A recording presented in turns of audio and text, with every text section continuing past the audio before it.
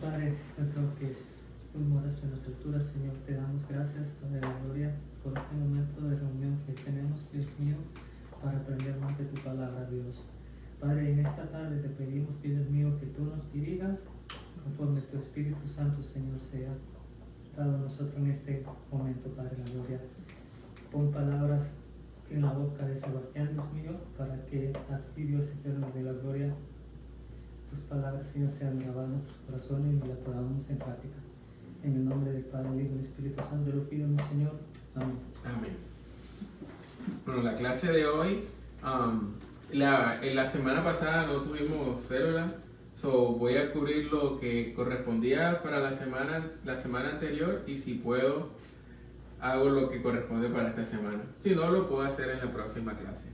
Y es una nueva vida, ahora que somos cristianos. Y la clase de hoy trata mucho de nosotros, del proceso de santificación que vivimos todos los cristianos, y de la responsabilidad que tenemos de escudriñar la palabra y de crecer y de ser maduros como la Biblia nos manda o nos dice. Entonces, la primera pregunta con que comienza el estudio sería ¿cómo distinguir a un cristiano maduro? Esa es una pregunta.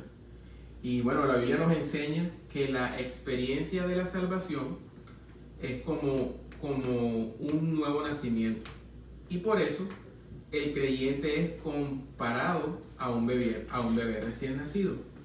A partir de aquí debemos establecer la posibilidad de que los cristianos estamos supuestos a desarrollarnos y crecer hasta la altura de un varón perfecto, como dice Efesios 4:13.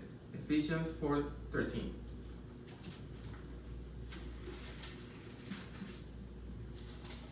Es nuestro deber y nuestra responsabilidad como cristianos crecer y madurar espiritualmente.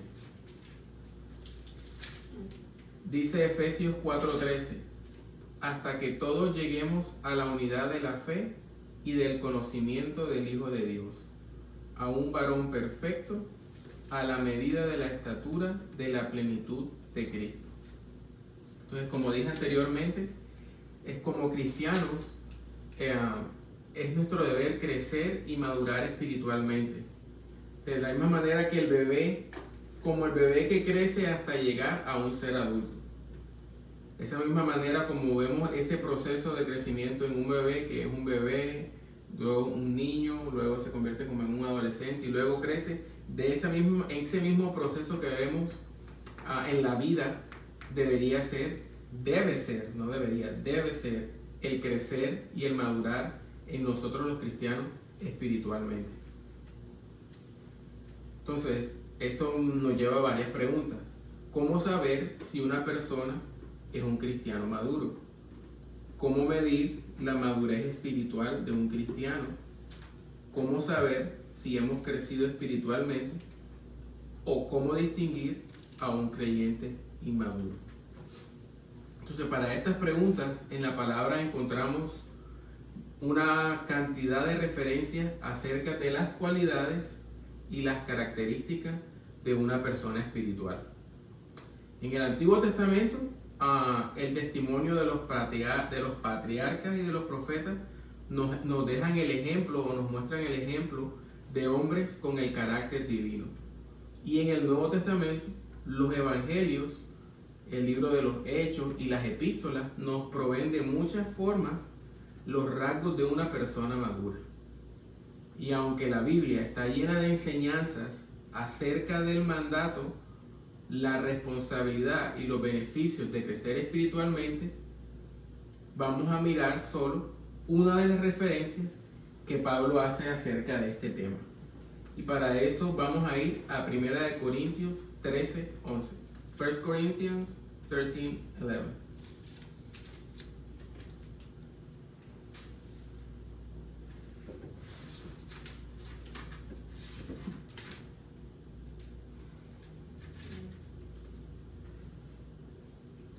Simon, 1 Corinthians 13:11. You got it? Ok, dice, cuando yo era niño, hablaba como niño, pensaba como niño, juzgaba como niño, mas cuando ya fui hombre, dejé lo que era de niño. Entonces, a la luz de este versículo, podemos establecer que hay tres formas, aunque no son las únicas, de reconocer la madurez de un creyente. Voy a leerlo otra vez.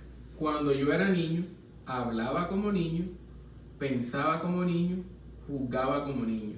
Mas cuando ya fui hombre, dejé lo que era de niño. Entonces, ¿cuáles serían las tres formas que podemos ver en este versículo? Bueno, la primera es que dice la forma como hablábamos, porque dice, hablábamos como niños, ¿cierto? Entonces dice, lo que un creyente dice con sus labios es la evidencia de lo que está en su corazón. Dice Lucas 6:45, el hombre bueno del buen tesoro de su corazón saca lo que es bueno, y el hombre malo del mal tesoro saca lo que es malo, porque de la abundancia del corazón habla su boca. De manera que tarde o temprano nuestros dichos revelan lo que nosotros somos. Cuando un creyente está constantemente quejándose, murmurando, criticando, cuando se exalta a sí mismo, cuando habla con arrogancia, cuando sus palabras son obscenas y está ofendiendo a sus semejantes, debemos concluir que tal persona es un niño espiritual. Sus palabras lo pintan de cuerpo entero, revelando su inmadurez. Entonces, según este versículo también podemos ver que lo que pensamos, porque dice, pensaba como niño. Y el rey Salomón enseña que el hombre es como piensa, y eso lo vemos en Proverbios 23:7. Por cuál es su pensamiento en su corazón, tal es él. Como come y bebe, te dirá, mas su corazón no está contigo. Así que lo que domina los pensamientos de una persona revelan su carácter interno. Cuando los pensamientos que nos gobiernan contradicen la palabra de Dios y pensamos egoístamente en lo material, lo pasajero, la diversión, en lo malo, lo injusto, lo inmundo, entonces estamos pensando como niños. Y la tercera cosa es lo que juzgamos, porque el versículo dice, juzgaba como niño. Juzgar como niños es conducir su vivir con las características propias de un infante o de un niño. En esa etapa, los seres humanos lloran por cualquier razón. Son dependientes de otros, quieren siempre jugar, no asumen ninguna responsabilidad, se sienten en el centro de todo y no les gusta compartir lo que tienen. Ahora, tomando estas cualidades como referencia, se puede considerar a un niño espiritual, a quien siempre se está quejando, depende de otras personas para su vida espiritual, prefiere el entretenimiento y no el compromiso, y no asumen responsabilidad por sus actos. Siempre están demandando atención y no procuran dar de sus vidas por el bien de otros. Ahora, sin embargo, aunque estas son evidencias de un cristiano inmaduro, los creyentes podemos tomar estas tres verdades y hacerlas parte de nosotros día a día para que nos ayuden a crecer. Hablar vida, bendición y palabras que edifiquen es una manera de ir dejando lo que es de niño, como decía el apóstol. Asimismo, debemos intencionalmente dominar nuestros pensamientos en lo que es agradable a Dios y juzgar, ejercitando día a día las cualidades y características de un adulto.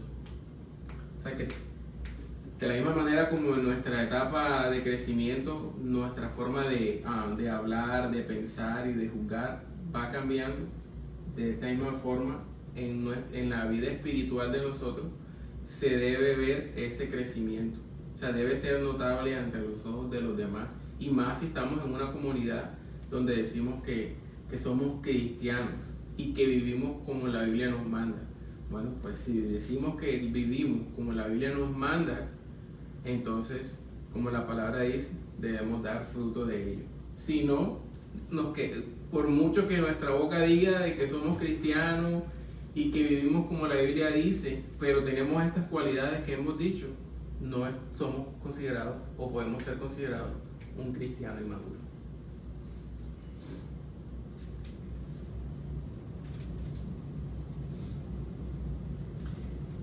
Dice, como regla general, poco o nada podemos hacer para estirar nuestra estatura física. Mejor dicho, por más esfuerzo que hagamos, nuestra altura responde a una cuestión genética, de la que muy poco podemos hacer para cambiarla. Caso de Joana. Sin embargo, en las cosas espirituales no sucede así. La medida, estatura y madurez cristiana sí pueden y deben ser cambiadas para crecer. Los cristianos podemos decidir crecer o quedarnos como niños espirituales. O sea que este crecimiento no tiene un tipo de medida. Será algo de continuo en este peregrinaje hasta que Cristo hasta que Cristo nos lleve. O sea que muramos, o sea que Él venga por nosotros. Exacto, o sea que muramos o que Él venga por nosotros, hasta ahí llegará nuestro crecimiento espiritual. Pero antes de eso no tiene ningún tipo de medida como que ya alcancé el límite, ya soy lo maduro que la Biblia me dice. No, siempre será un proceso de crecimiento que nunca acaba, a menos que Cristo venga que Cristo venga o que nos muramos. De manera que la madurez cristiana se debe ir cultivando día a día a través de las prácticas espirituales y de las experiencias diarias, entendiendo que crecer demanda un esfuerzo, conlleva responsabilidades, pero también nos concede beneficios y privilegios que los niños nunca podrán disfrutar. Entonces, otra pregunta: ¿cómo saber si estamos creciendo en santidad?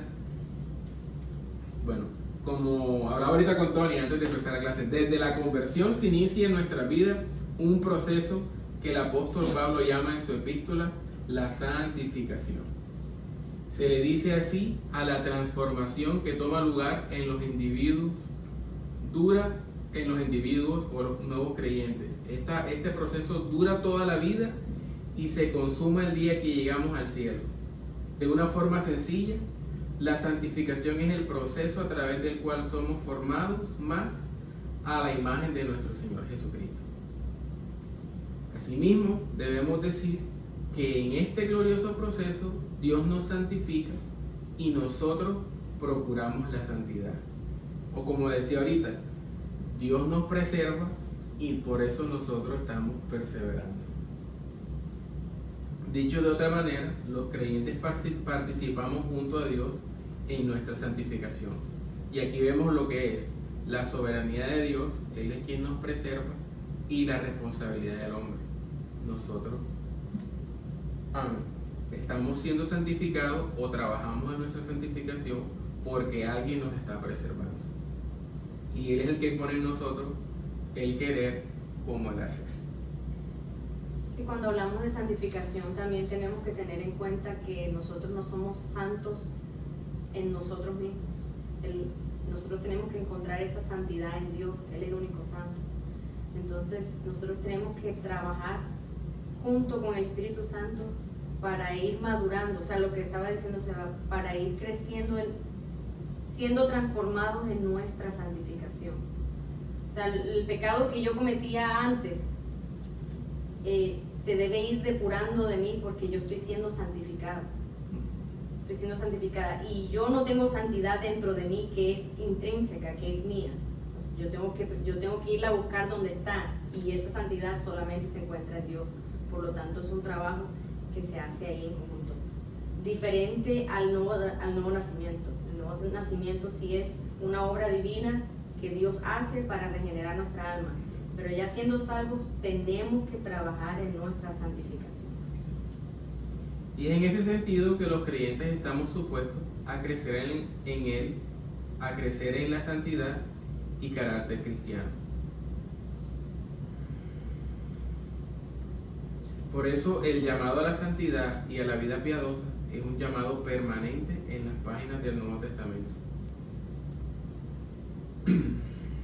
Y para tal efecto, vamos a ver algunos lenguajes que usaron los escritores de las epístolas. Para el efecto, el lenguaje que usan los escritores de las epístolas es crecer, alcanzar madurez, avanzar hacia adelante y muchos otros.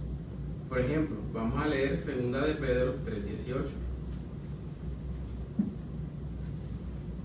2 Peter 3:18.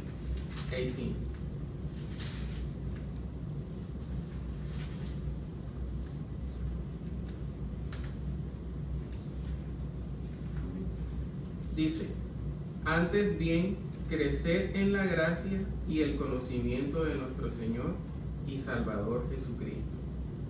Leo para ustedes Hebreos 5:14. Hebreos 5:14.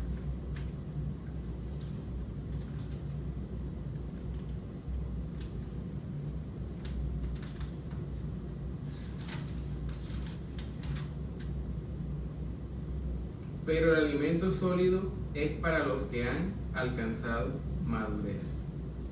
Hebreos 6:1.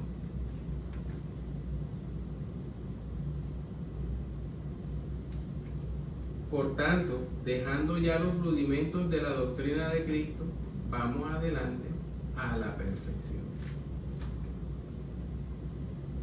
Entonces, dije Hebreos 5:14 y también dije Hebreos 6:1. Entonces, es por eso que los cristianos genuinos no solo deseamos crecer en santidad, sino que también procuramos saber si de verdad estamos creciendo y a su vez asegurarnos si nuestras vidas están evidenciando el carácter de Jesucristo. Y desde esta perspectiva es que la pregunta surge la siguiente pregunta: ¿cómo saber si estamos creciendo en santidad? Comenzamos, que fue la pregunta que hice antes de exponer este punto.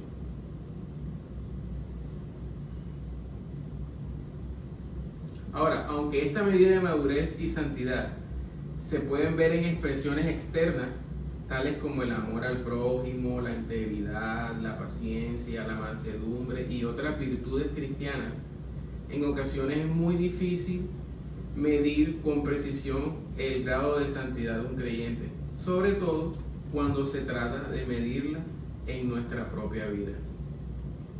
Sin embargo, cuando miramos las reacciones de algunos hombres de Dios en las Escrituras, podemos obtener luz o alguna luz para responder al interrogante que plantea este artículo. Entiéndase, ¿cómo saber si estoy creciendo en santidad? Que fue la pregunta. Por ejemplo, si vamos a Isaías 6, del 3 al 5.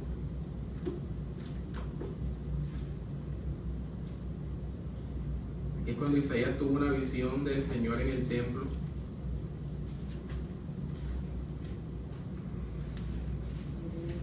Y lo que quiero que notemos aquí es las expresiones de las personas que voy a citar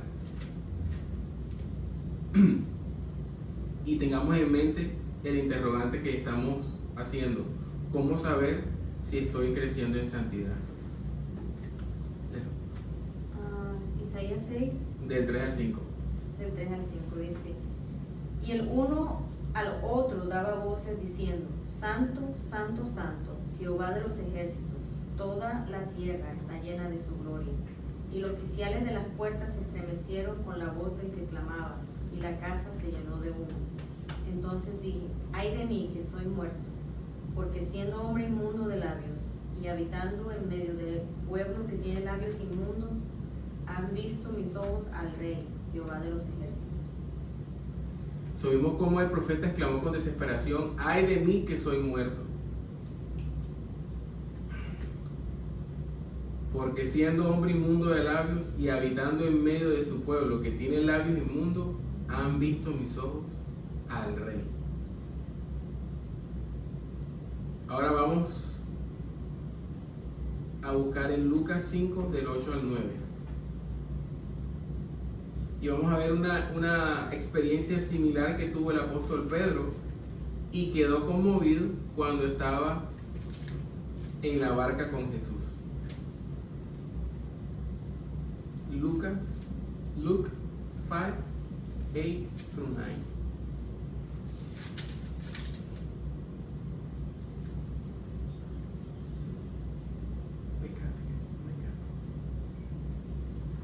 Léelo también. 8 o 9. Sí, 8 y 9.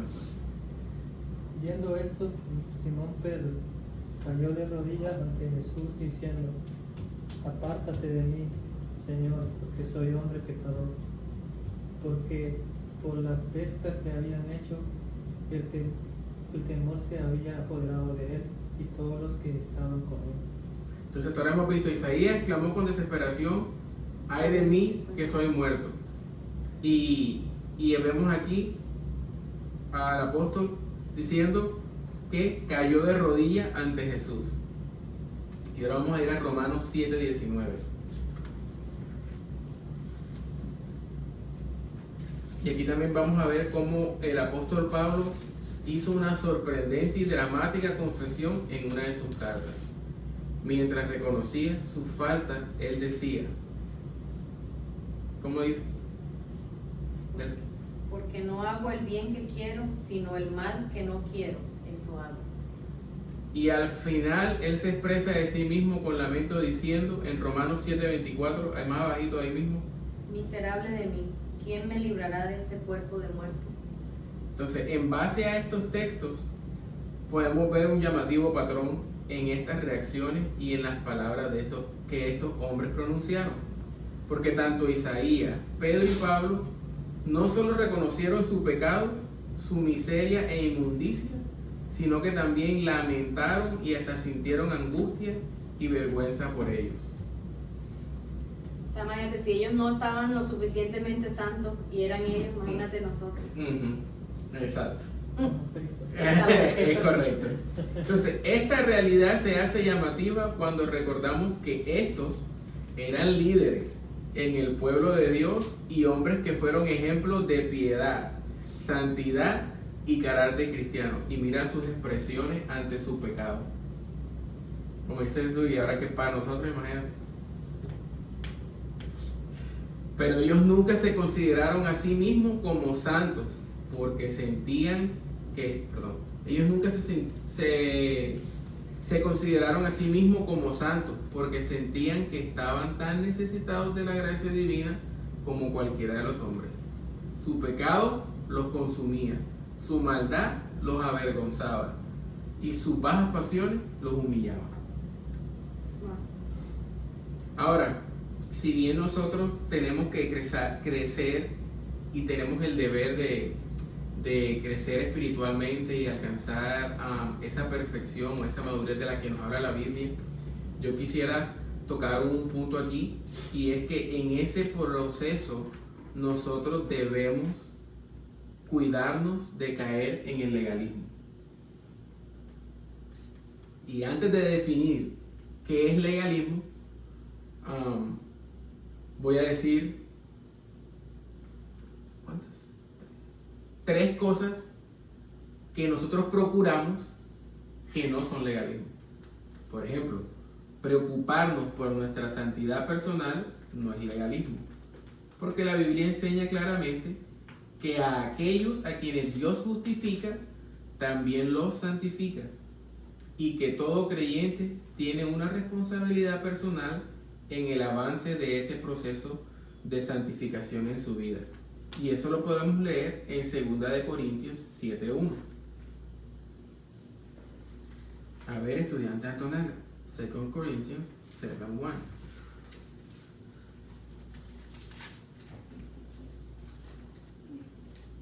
Léelo. Léelo. 2 Corinthians 7:1. Just verse 1. Having therefore these promises, dearly beloved, let us cleanse ourselves from all filthiness of the flesh and spirit, perfecting holiness in the fear of God.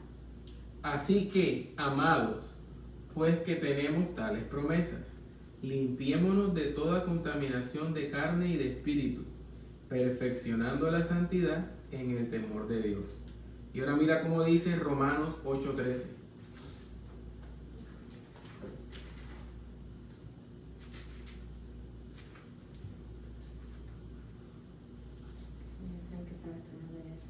Porque si vivís conforme a la carne, moriréis. Mas si por el Espíritu hacéis morir las obras de la carne, viviréis. Así que el Nuevo Testamento insiste en esto una y otra vez, que el creyente tiene una responsabilidad en el proceso de santificación. No olvidemos la soberanía de Dios y la responsabilidad del hombre. Dios nos preserva y nosotros perseveramos, porque Él nos está preservando.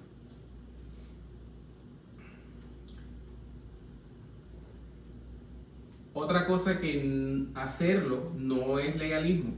Tomar en serio la ley moral de Dios, los 10 mandamientos, como norma de vida para el cristiano, tampoco es en sí mismo legalismo. ¿Por qué? Porque si bien la ley moral ya no nos condena, porque Cristo pagó nuestros pecados, esa ley continúa siendo la norma moral por la cual debemos guiarnos. Dios no nos ha dejado a expensas de nuestros propios criterios para distinguir el bien y el mal. Y podemos leer en Romanos 13, 8 al 10.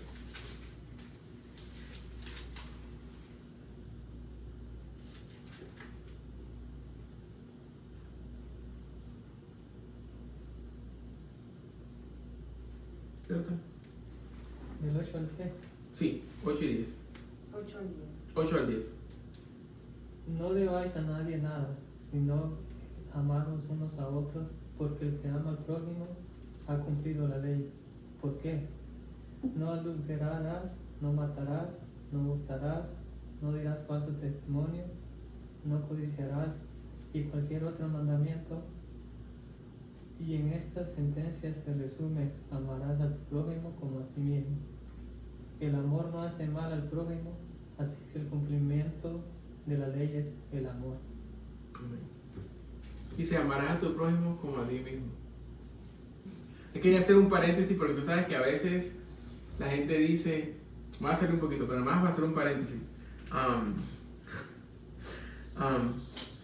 Porque a veces, tú sabes que tú escuchas a veces, o en terapias de psicólogos, diciendo de que la razón por la que tú no amas a tu prójimo es porque tú no has aprendido a amarte a ti mismo.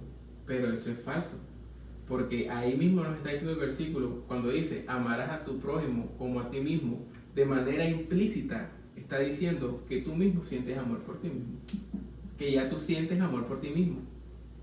Él está diciendo, si él te dice amarás a tu prójimo como a ti mismo, de una manera implícita te está diciendo que ya tú tienes amor por ti mismo. Amor propio. Amor propio.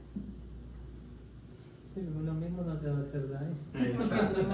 De hecho, exacto. Y aún aquellos que aún dice, bueno, y los que se suicidan, que bueno, los que se suicidan también se están Es un amando tipo así. es un tipo de egocentrismo, ¿Por de qué? amarse a sí mismo, Porque no quieren de, sufrir. exacto, No quieren sufrir. de creer que lo que están haciendo y para donde ellos creen que van es un mejor lugar que donde ellos están. Ese amor por desprenderse de esto que no quieren, pero sintiendo que esto es mejor. Eso es algún amor egocéntrico. Ya, eso como para veces uno... Lo cual niega esa filosofía del mundo de que tú no te amas lo suficiente. Es correcto. Eso es mentira. O que tú no puedes amar a otros porque tú no has aprendido a amarte a ti mismo. No, hay amor propio en nosotros. Y el versículo nos lo está diciendo de una manera implícita. Cierre el paréntesis. Cierra el paréntesis. Entonces, la ley moral de Dios no es una camisa de fuerza que nos impide ser libres, sino el camino trazado por un Dios amante para que andemos en libertad. Y aquí tengo varios textos, pero te paso el estudio después para que tú los veas los textos, que tengo muchos. Como tercer punto, restringir mi propia libertad por amor a Dios y por el cuidado de mi alma tampoco es legalismo. Vamos a leer 1 Corintios 6, 12. No dije en plural. Hablando como los dominicanos. Pero ¿qué pasó, tigre? 1 1 Corintios 6, 12. Uy, ese está buenísimo, ese texto. Ese texto tiene mucha comida. Dilo, Antonella. All things are lawful unto me, but all things are not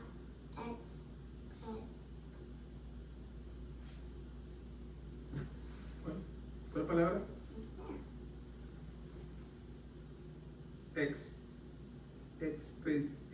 No sé cómo se dice la palabra. No la tengo. What? Wait.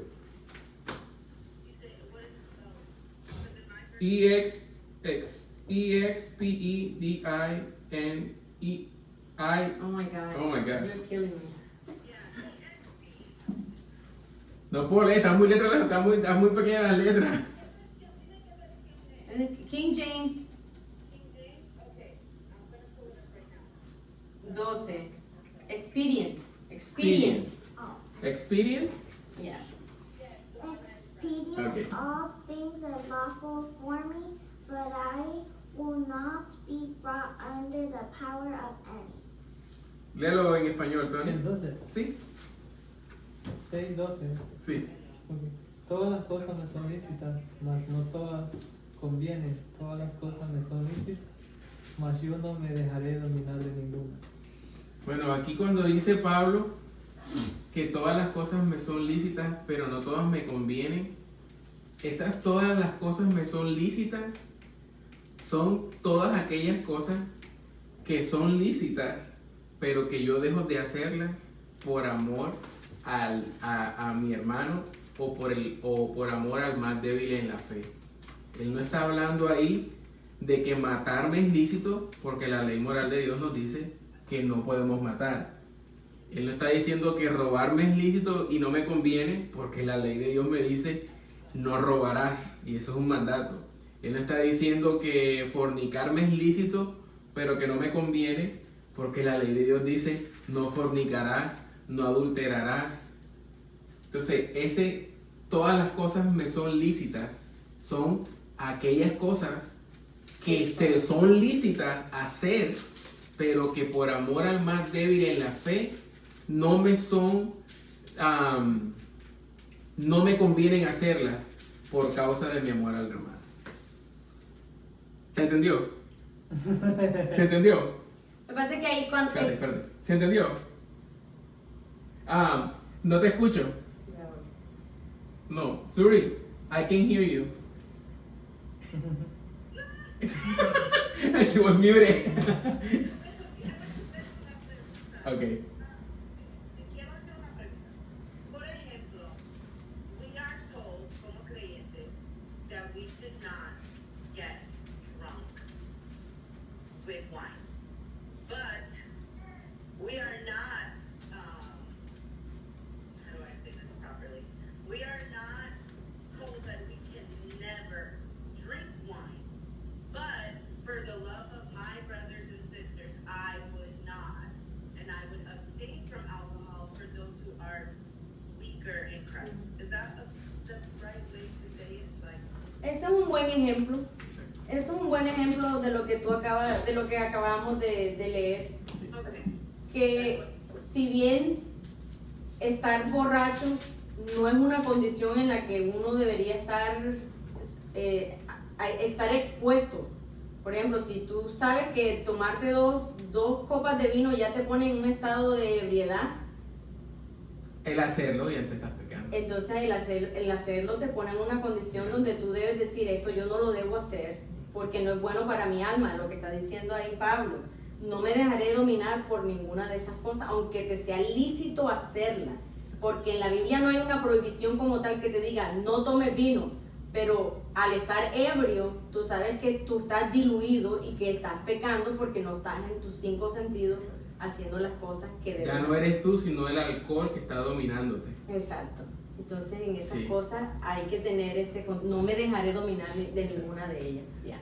Pero si ves que en ese sentido, que a veces la gente dice, no, que todo me es lícito, pero no todo me conviene. Pero no estamos hablando ahí ni de robar, no estamos hablando ni de robar, ni de matar, ni de fornicar, ni de adulterar, ni de la ley moral de Dios. Porque en esas cosas estaría Pablo contradiciendo a la ley moral de Dios si él dice que todas esas cosas me son lícitas, pero que no me convienen. Son todas aquellas que te son lícitas, pero que no te convienen por causa de amor a tu hermano o por aquellos más débiles en la fe. Y cuando tú estudias ahí en Corintios, ahí no recuerdo en dónde, eso es lo que él está corrigiendo, porque estaban estos que compraban la carne en estos lugares donde hacían sacrificios a los ídolos, y entonces eso no tenía nada, ellos pueden ir y comerse esa carne, pero entonces estaban los nuevos creyentes que estaban diciendo, oye, mira, ya veo a Tony comprando la carne allá donde hacen sacrificio a Beelzebú y no sé qué cosas. Y eso es el error que le está corrigiendo. Oye, ustedes fuertes, si saben que Joan y Seba, oye Tony, si tú sabes que Joan y Seba no son tan fuertes como tú en la fe, que no te vean comprando carne ahí, brother, eso es para su alma, eso no está bien. Y ustedes débiles, Sebastián y Joana, tampoco, que es ahora de ustedes estar juzgando lo que no saben. ¿Por qué? Porque entonces si yo voy y entonces compro, porque te veo a ti que estás comprando, entonces yo asumo que como tú lo estás haciendo está bien, pero yo voy y hago lo mismo, pero no tengo una conciencia limpia, entendiendo de que hacerlo no está mal como lo tienes tú. Y el yo hacerlo con esa conciencia que no está limpia, estoy pecando. O sea, es mal para mí. Es mal para mí. Por eso tenemos que ser cuidadosos en ese sentido. Entonces, todo me es lícito, todo lo que me es lícito, no me es conveniente hacerlo por causa de mi amor al hermano más débil. O sea, en ese sentido, los maduros Correcto. debemos tener ese cuidado del débil. Ahora, el débil no debe imponerse porque es débil. Exacto. Esto me ofende, no, es un problema tuyo. Pero yo tengo que tener cuidado de verdad no serle de tropiezo al débil. O sea, tiene uno que encontrar ese balance. Sí. Y eso tú lo ves en Pablo. Bueno, sabemos en Corintios, que es una iglesia problema. Entonces, estas 3 cosas, cuando las practicamos, no son legalismo. Entonces, ahora sí, ¿qué es entonces el legalismo? Entonces, en una forma sencilla de, oye, ya me quedan más 15 minutos. En una forma sencilla, podemos decir que el legalismo es el intento de ganar el favor de Dios a través de nuestra obediencia. Ya sea que lo hagamos tratando de obedecer los mandamientos de Dios o un conjunto de reglas inventadas por los hombres. El punto clave del legalismo es que no descansa en la obra de Cristo para que seamos aceptados por Dios o para ser bendecidos por Él, sino en nuestra propia conformidad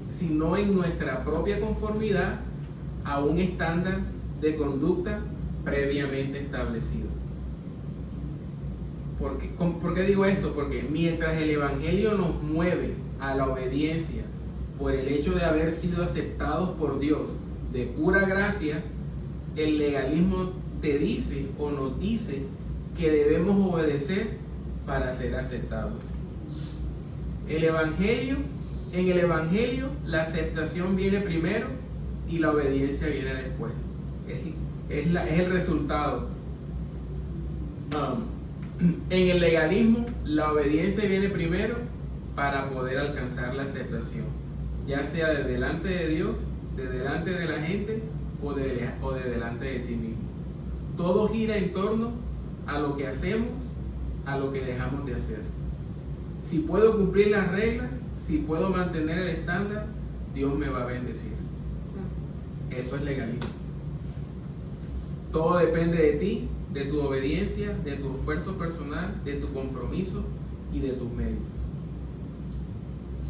Es precisamente por eso que el legalismo puede ser atractivo para muchas personas, porque apela al orgullo humano. Yo soy más meritorio de lo que estoy de esto porque me estoy esforzando más que Suri, o porque me estoy esforzando más que Joana. O Tony dice, no, yo soy más meritorio de esto porque me estoy esforzando más que Suri, Joana, Seba y Antonella. Eso es el legalismo. Apela más al orgullo humano. Pero sin la gracia de Dios, nosotros no somos menos que nada. Es por eso que el Evangelio resulta tan odioso al hombre natural, porque nos recuerda lo que nosotros no queremos aceptar. Somos pecadores, somos impotentes y dependemos enteramente de la gracia de Dios en Cristo, como podemos leer en Romanos 3, 27 y 28.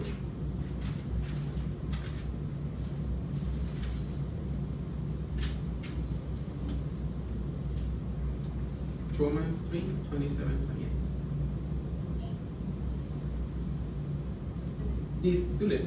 Dice, ¿Dónde pues está la jactancia?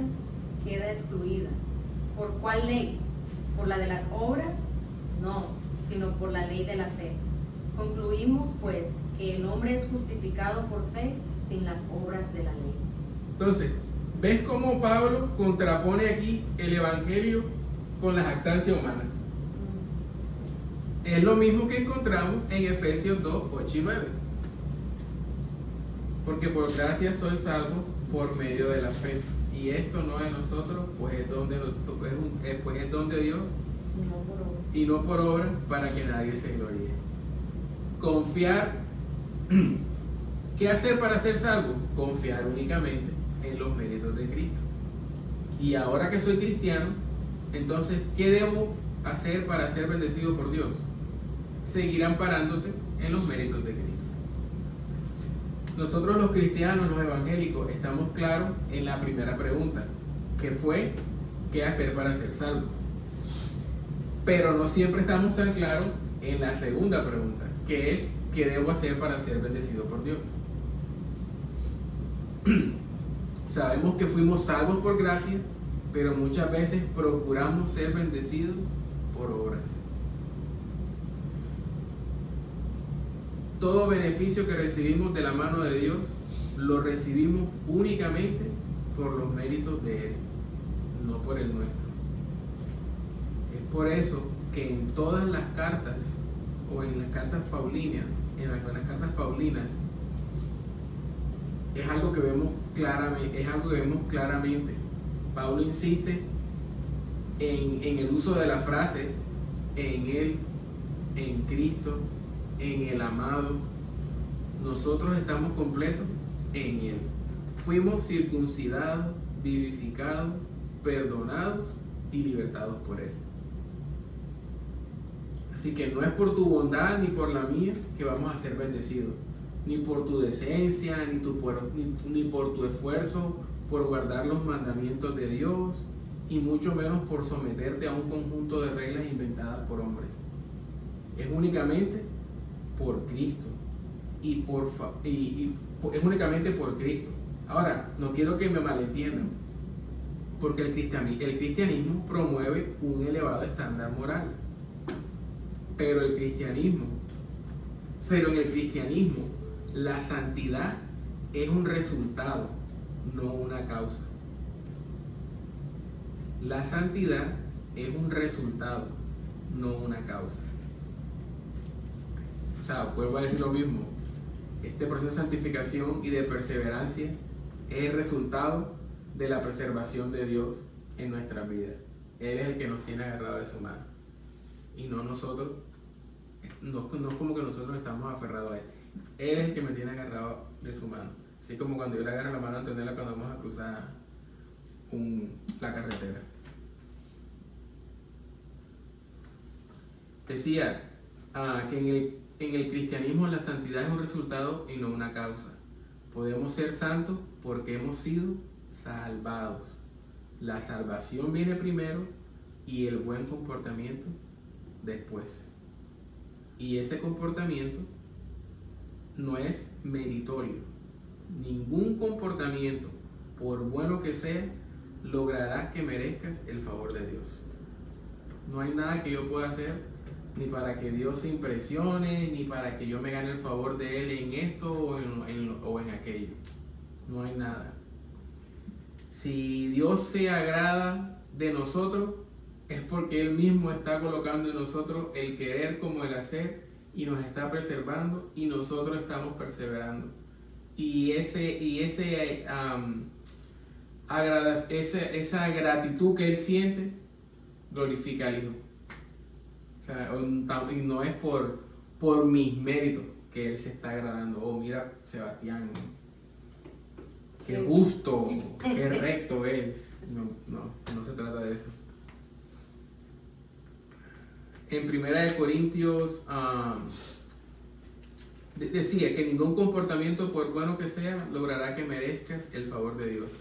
Es por gracia de principio a fin.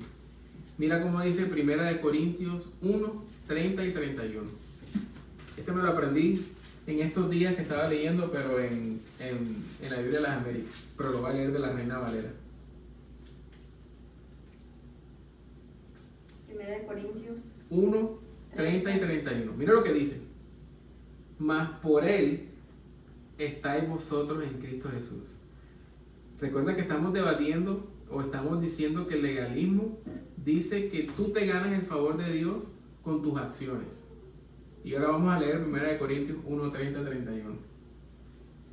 ¿Por quién estamos nosotros en Cristo Jesús? por Él, por Cristo. Por Cristo. ¿Cierto? Dice, mas por Él. ¿Quién es Él? Cristo.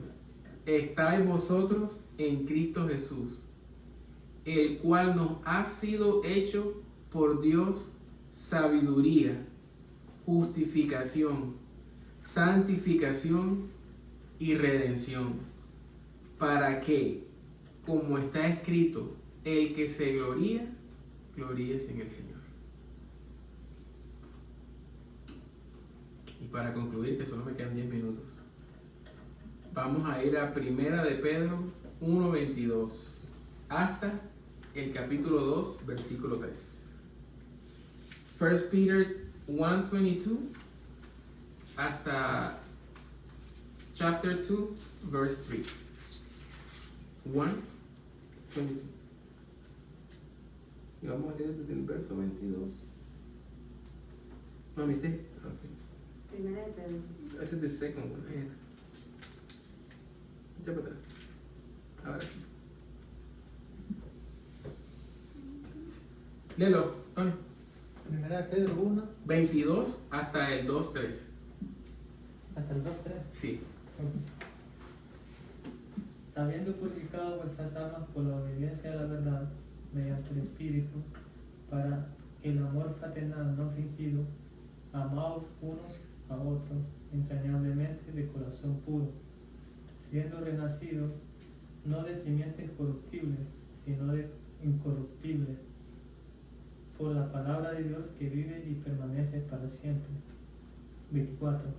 Porque toda carne es como hierba, y toda la vida del hombre como flor de la hierba. La hierba se seca y la flor se cae, mas la palabra del Señor permanece para siempre. Y esta es la palabra que por el Evangelio os ha sido anunciada. 2 hasta el 3, ¿va? Sí.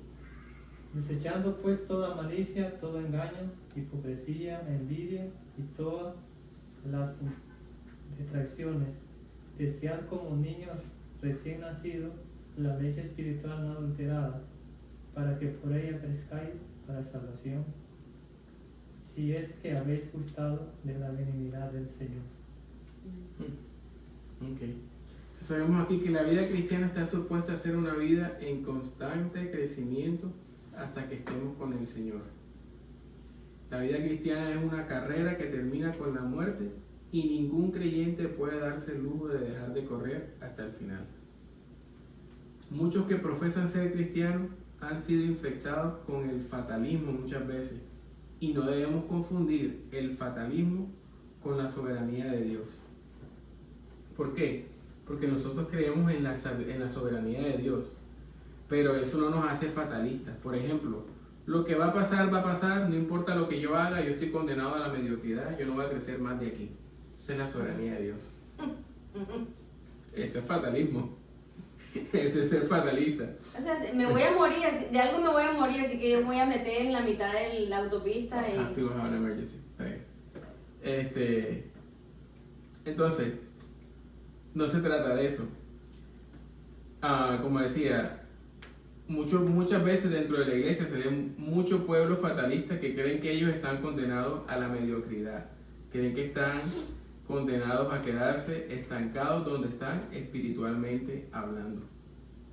¿Por qué? Porque muchos asumen sus vidas cristianas con una teología basada en sentimientos, en sus experiencias pasadas, y no en lo que el Señor nos dice en su palabra. Pero lo cierto es que debemos vivir nuestra vida cristiana a la luz de lo que nos enseña la palabra, y no vivir una vida basada en sentimientos o experiencias pasadas. Mira, Dios nos ha dado todos los recursos para nuestro crecimiento espiritual, y no existe ningún atajo para este crecimiento. Más bien se trata de un proceso gradual que dura toda la vida por la obra del Espíritu Santo en nosotros. Haciendo alusión casi al último versículo que estaba leyendo, que decía,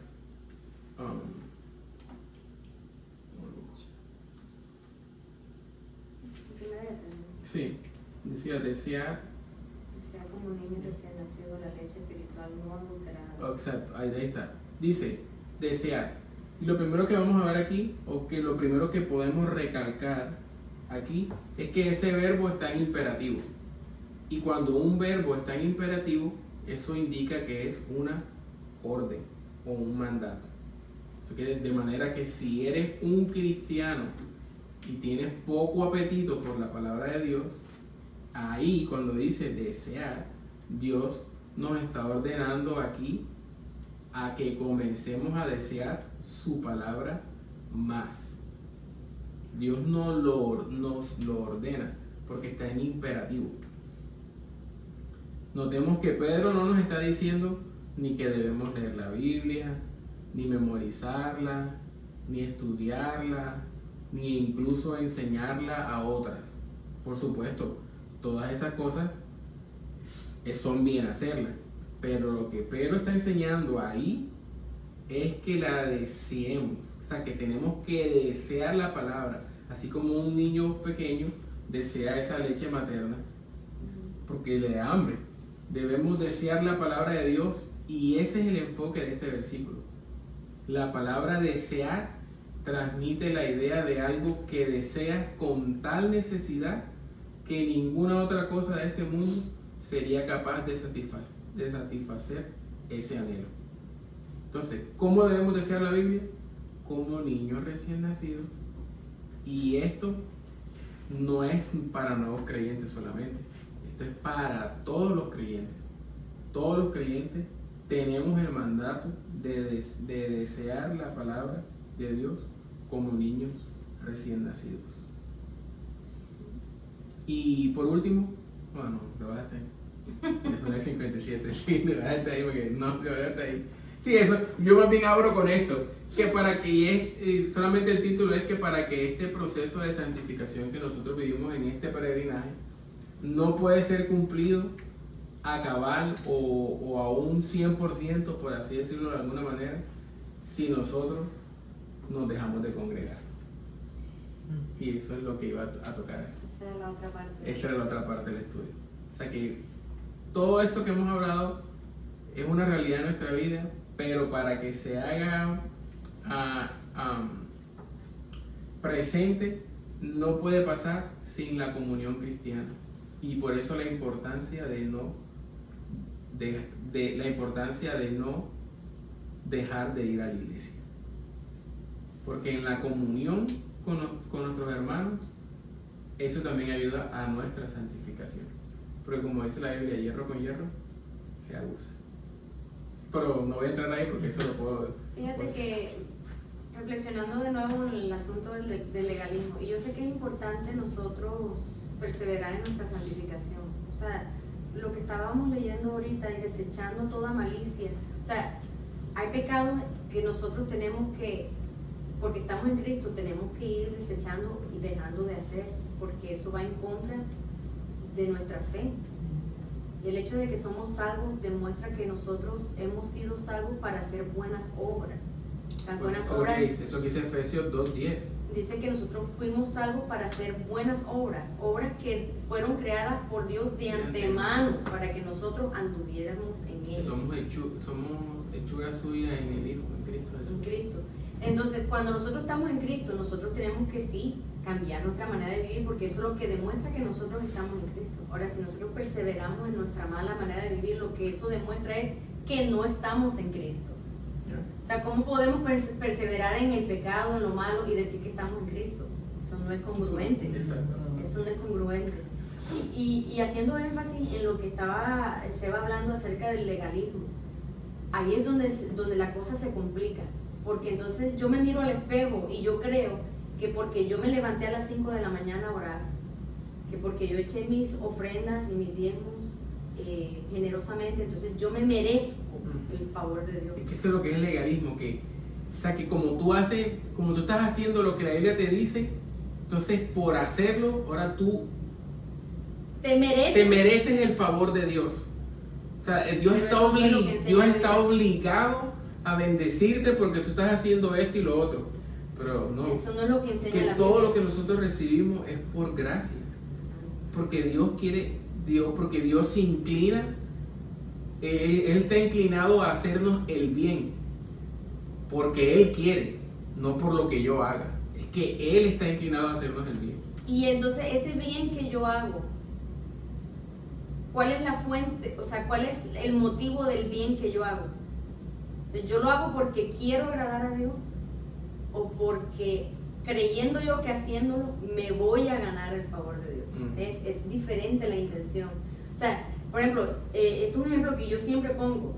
Yo amo a Seba, yo estoy casada con él. Y yo lo que voy a hacer, que sea que cocine algo o haga algo en la casa, es para agradarle. No para comprarlo a él, de que él me vaya a dar algo porque yo le cocine. O Bueno. De vez en cuando. De vez en cuando. ¿Cuál es el motivo Hiciste detrás? almuerzo, pero cuesta como $500 para comprar esto. ¿Cuál es el motivo detrás de lo que yo estoy haciendo para Dios?